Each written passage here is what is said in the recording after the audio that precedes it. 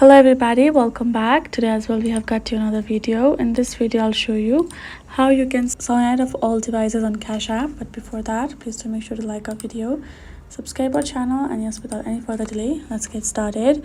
So for that, you're simply gonna go ahead first, open up your Cash App, and now simply tap on this profile icon given on top right corner.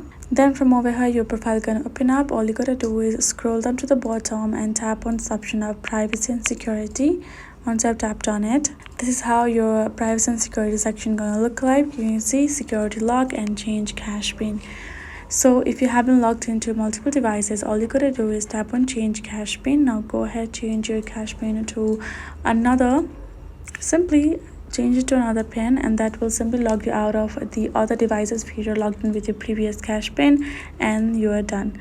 So but you will still be logged in your current one, so don't worry about that. Plus you can only download new cache pin for as well for the new login purpose, but that will simply help you out and you're done. So that is it, guys. Hope this video was helpful to you all. Thank you so much for watching, and yes, I'll see you guys in our next video.